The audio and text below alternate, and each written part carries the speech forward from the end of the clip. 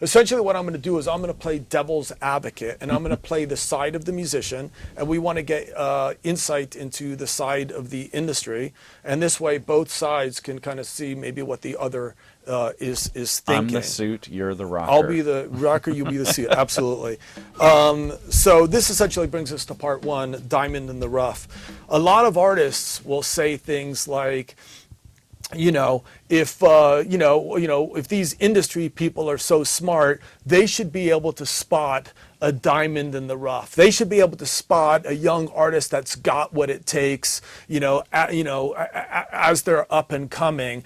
And not have to wait, for development and years of playing clubs and all of that in order for them to be able to spot that.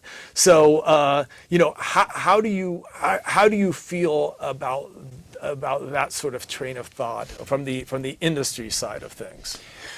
No one completely starts what they're doing and are amazing and perfect from the start.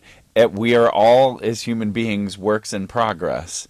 So even though I can maybe, and others, say, oh man, there's an unbelievable talent in there, and then they're a diamond in a rough, ultimately that's the artist that has to go through the process of learning who they are as an artist. And, I have seen many who are, say, great songwriters, maybe for their age, wise beyond their years, and it's amazing what they're writing about, but yet as performers, they are not seasoned performers. Being a great performer, is a skill that you have to learn. There are some, again, that are innate and feel it and they're there, but, there are a lot of people who are incredibly talented but have zero stage presence whatsoever. Mm-hmm. You have to learn it. So I think, what's tough with this diamond in a rough thing is, every artist to some degree is always going to feel that they are ready for stardom right then and there.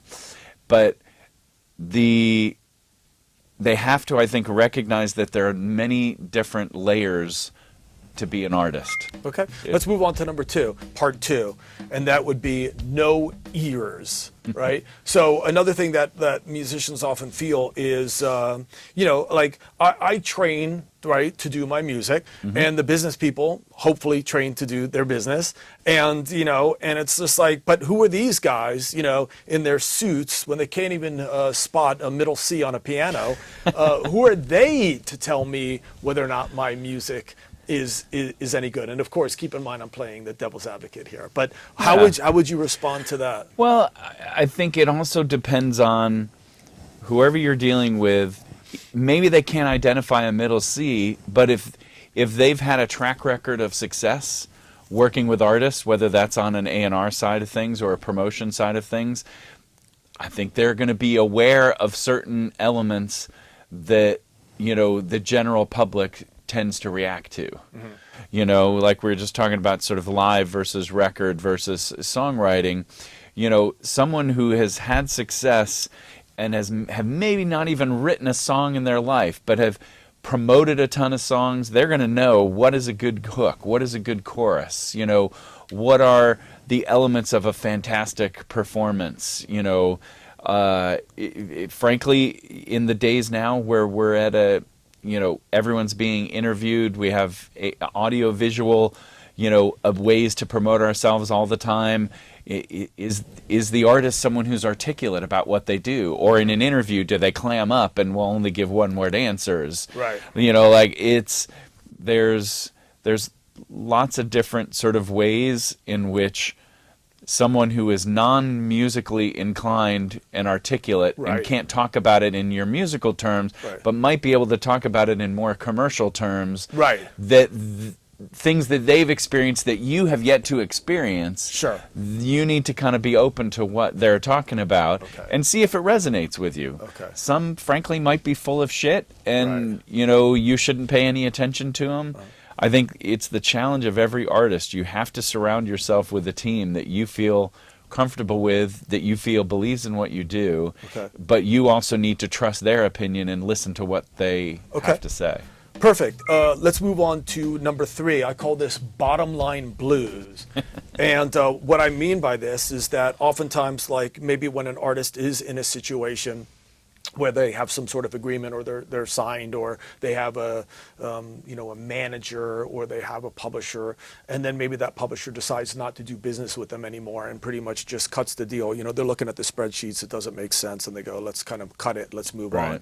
on. Maybe they're looking at it from the perspective of a spreadsheet, but what they don't understand on the other side, and again, I'm playing devil's advocate, is that there are very sensitive artists that are, sometimes this throws them into a complete state of depression, or they completely quit. I mean, to them, it's everything, and maybe to the business, it's just one deal, one spreadsheet, and, they kind of move on.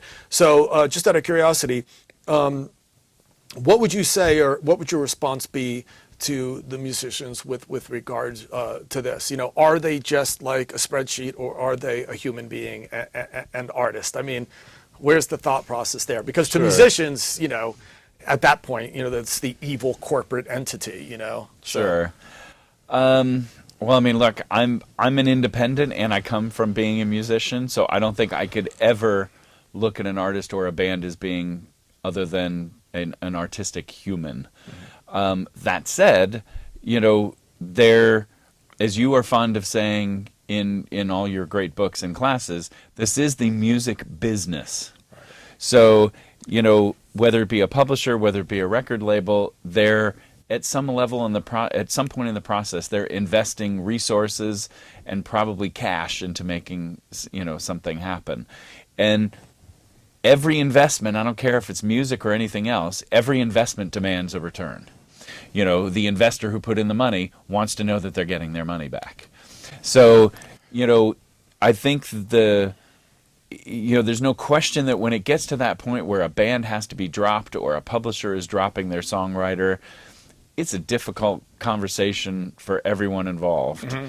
It sucks. Hopefully hopefully the one who's delivering the message to you as the artist is doing it in a way that, is sensitive to the fact that you have a life and this is your life, and they have made a business decision to no longer be involved in that life, right, or support that life. But I think the artist once you go through that initial grieving process, mm-hmm. I think the most valuable thing that anyone can look at is, well, why didn't it work? Right, sure. Is it me? Right. Am I not doing something right, or where my performance is not great? Did the company, label, publisher, what have you, did they maybe make some investments that I didn't believe in? Right. That they felt, oh, well, we think we need to promote you over here, and they ended up spending a lot of money that didn't get a return, and that was the mistake, that you should never have allowed them to sort of do that. Like, right. Kind of turn it into a learning process of, we have a negative outcome, but what can I learn from that experience, both of what I was involved in and maybe wasn't what I wasn't involved in decision-wise, so that you can move into the next situation, knowing the information and acting on it. Right. Perfect. Okay, so excellent advice. I mean, what we're seeing is we're seeing two sides, suits versus rockers, essentially. And I broke it down into 3 main categories: diamond in the rough, and no ears, and bottom line blues. And to kind of close all this off, this isn't the music, it's the music business, right? All right, you guys, so I hope you enjoyed this clip. Remember, a lot of the things that we're talking about are available in the revision of my new book, Business Basics for Musicians. And so I certainly hope that you guys will check that out. And also be sure to check out further clips. So my name is Bobby Borg. I'm trying to break down music, business, and marketing basics so that they stick.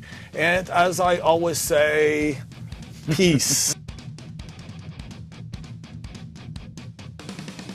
So, hey, everybody, thank you very much for watching that video. Definitely interested to hear what you have to say, so please leave a comment below. Maybe you can tell us about some topics you'd like me to cover in the future, okay? So, again, thanks very much, you guys, and take care.